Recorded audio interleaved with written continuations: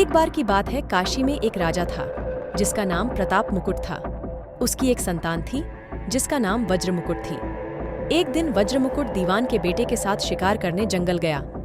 काफी घूमने के बाद उन दोनों को एक तालाब दिखा जिसमें कमल खिले थे और हंस उड़ रहे थे। दोनों दोस्तों ने वहां रुककर तालाब के पानी से हाथ मुंह धोया और पास ही बने महादेव के मंदिर में दर्शन करने चले गए। दोनों ने अपने घोड़े मंदिर के बाहर ही बांध दिए। फिर जब दोनों दोस्त दर्शन करके मंदिर से बाहर निकले तो उन्होंने देखा कि तालाब में एक राजकुमारी अपनी सहेलियों के साथ स्नान करने आई है। राजकुमारी को देखकर राजकुमार काफी खुश हुआ। राजकुमार और राजकुमारी दोनों एक दूसरे को देखकर मोहित हो गए, जबकि दीवान का बेटा वहीं एक वृक्ष के नीचे आराम करने लगा। राजकुमार को देखते ही राजकुमारी ने बालों में से एक कमल का फूल निकाला, कान से लगाया, दांतों से कुतरा, पैरों के नीचे दबाया और फिर अपने छाती से लगाकर अपनी सहेलियों के साथ चली गई। उसके जाने के बाद राजकुमार काफी दुखी हुआ और अपने मित्र के पास लौटकर सारी बात बताई। राजकुमार बोला, मैं राजकुमारी के बिना नहीं रह सकता हूँ, लेकिन मुझे इस राजकुमारी के बारे में कुछ भी नहीं पता है।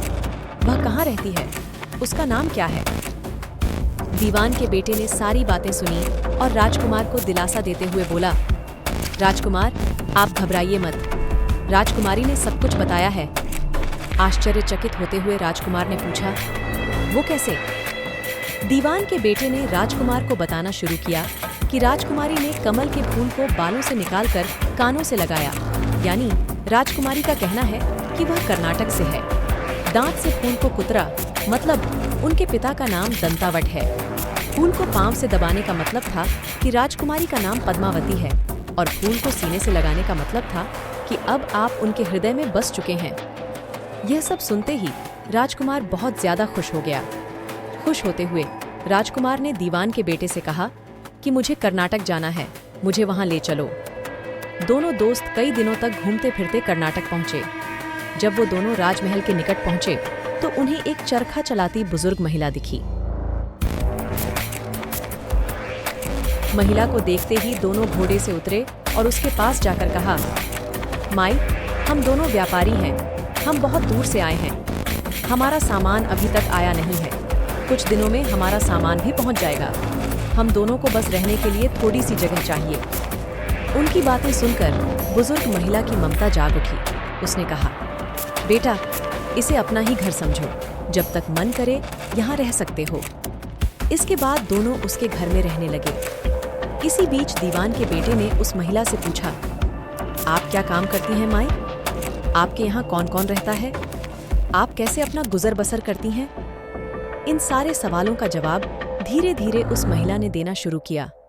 उसने कहा, मेरा एक पुत्र है जो राजा के यहाँ नौकरी करता है।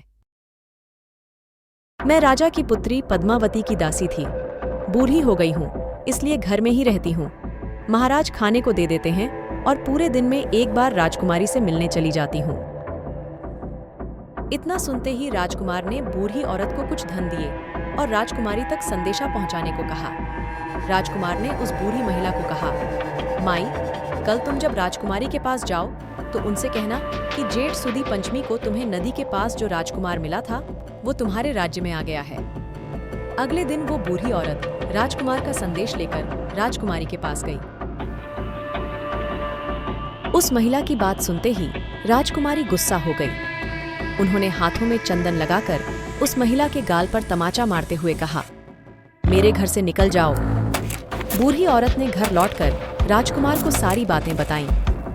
महिला की बातें सुनकर राजकुमार चौंक गया। फिर राजकुमार के मित्र ने राजकुमार को धैर्य बंधाते हुए कहा, राजकुमार, आप चिंतित न हो। राजकुमारी की बातों को समझने की कोशिश करें। ध्यान दें कि राजकुमारी ने उंगलियों को सफेद चंदन में डुबोकर गाल पर मारा है। इसका मतलब अभी कुछ दिन चांदनी के हैं। उनके खत्म होने के बाद अंधेरी रात में मिलूंगी।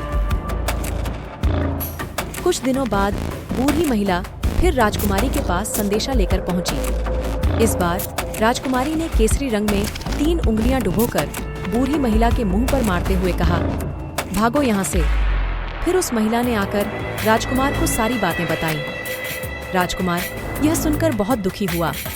इस पर दीवान के बेटे ने राजकुमार से कहा, इसमें दुखी होने की कोई बात नहीं है। राजकुमारी ने कहा है कि अभी उसकी तबीयत ठीक नहीं है, तो इसलिए 3 दिन और रुक जाओ। 3 दिन बाद वो बूढ़ी महिला फिर राजकुमारी के पास जा पहुंची। इस बार फिर से राजकुमारी ने उस महिला को फटकारा और पश्चिम की खिड़की से बाहर जाने के लिए कहा। वो महिला फिर से राजकुमार के पास गई और सारी कहानी सुनाई। तब दीवान के बेटे ने राजकुमार को समझाते हुए कहा कि मित्र, राजकुमारी ने आपको उस खिड़की की तरफ बुलाया है। राजकुमार यह सुनते ही खुशी से उछल पड़ा। उसने बूढ़ी महिला के कपड़े पहनकर नारी का भेष धारण किया, इत्र लगाया और हथियार बांधकर राजकुमारी से मिलने चल पड़ा। राजकुमार महल पहुंचा और खिड़की के रास्ते राजकुमारी के कमरे में पहुंच गया। राजकुमारी वहां पर तैयार थी और राजकुमार का इंतजार कर रही थी। राजकुमार जैसे ही कमरे में गया, उसकी आंखें खुली की खुली रह गईं। राजकुमारी के कमरे में कई महंगी चीजें रखी थीं। रात भर राजकुमार और राजकुमारी साथ ही रहे। फिर जैसे ही दिन निकलने को आया, राजकुमारी ने उस राजकुमार को सबसे छिपा दिया। जब रात होने लगती तो राजकुमार बाहर आ जाता। इस तरह करते करते कई दिन बीत गए। फिर अचानक राजकुमार को अपने दोस्त की याद आई। राजकुमार को अपने दोस्त की चिंता हुई कि पता नहीं उसका दोस्त कहाँ होगा, कैसा होगा और उसका क्या हाल हुआ होगा। राजकुमार को दुखी देखकर राजकुमारी ने राजकुमार के दुख का कारण पूछा। उसके बाद राजकुमार ने राजकुमारी को अपने मित्र के बारे में बताया। राजकुमार ने कहा, वह मेरा बहुत अच्छा और चतुर दोस्त है, उसी के वजह से मैं तुमसे मिल पाया हूँ। यह सुनने के बाद राजकुमारी ने राजकुमार को कहा, मैं तुम्हारे दोस्त के लिए स्वादिष्ट भोजन बनवाती हूँ, तुम उसे भोजन कराकर और उसे समझाकर वापस आ जाना। फिर राजकुमार खाना लेकर अपने दोस्त के पास पहुंचा। दोनों मित्र लगभग कई महीनों से नहीं मिले थे।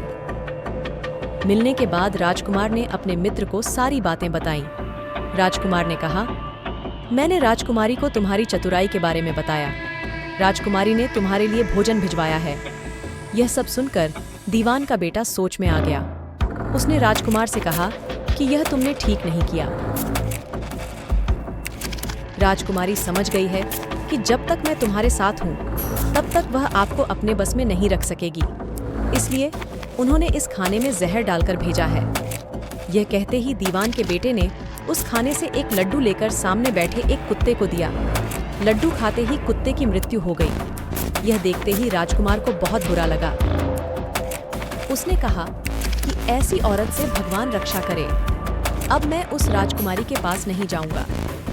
दीवान के बेटे ने राजकुमार से कहा, नहीं, अब कुछ ऐसी तरकीब निकालनी चाहिए जिससे कि हम उसे साथ में अपने घर ले जा सकें। आज रात तुम वहां जाओ और जब राजकुमारी सो रही हो, तब उसकी बाईं जांघ पर त्रिशूल का निशान बना देना।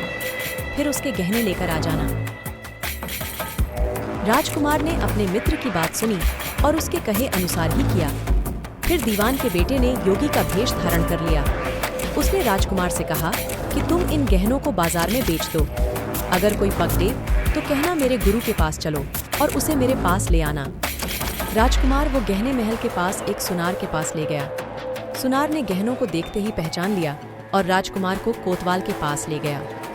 कोतवाल ने राजकुमार से सवाल पूछे तो राजकुमार ने कहा, ये गहने मुझे मेरे गुरुजी ने दिए हैं।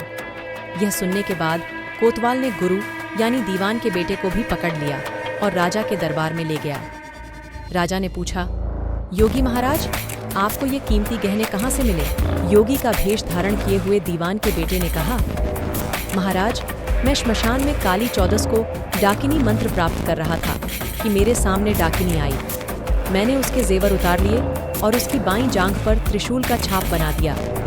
यह सुनते ही राजा महल में गया और उसने रानी को कहा कि पद्मावती की बाईं जांघ देखे कि कहीं राजकुमारी के जांघ पर त्रिशूल का छाप तो नहीं है। राजा की बात सुनते ही रानी ने देखा और सच में राजकुमारी की बाईं जांघ पर त्रिशूल का निशान था। यह जानकर राजा बहुत दुखी हुआ। फिर राजा योगी के पास गए और कहा कि योगी बताओ, धर्मशास्त्र में बुरी औरतों के लिए क्या सजा है? योगी ने उत्तर दिया, ब्राह्मण, राजा, गऊ, औरत, पुरुष और अपने राज्य में रहने वाले किसी से भी कोई बुरा काम हो जाए तो उसे राज्य से बाहर निकाल देना जाना चाहिए।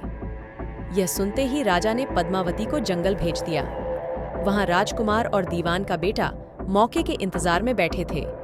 राजकुमारी को अकेला पाकर दोनों उसे अपने नगर ले आए और खुशी खुशी रहने लगे। कहानी खत्म हुई और हर बार की तरह एक बार फिर बेताल ने विक्रम से पूछा, तो राजन बताओ, इस कहानी में पापी कौन है? जल्दी बताओ राजन, वरना तुम्हारे सिर के टुकड़े टुकड़े कर दूंगा। विक्रम ने उत्तर देते हुए कहा, पापी राजा था, क्योंकि दीवान के पुत्र ने अपने मालिक का काम किया। कोतवाल ने राजा का कहना सुना और राजकुमार ने अपनी इच्छा पूरी की, लेकिन इस कहानी में राजा पापी था। उसने बिना सोचे विचारे राजकुमारी को राज्य से बाहर निकाला दिया। विक्रम के इतना कहते ही बेताल फिर उड़कर वृक्ष पर जा लटका।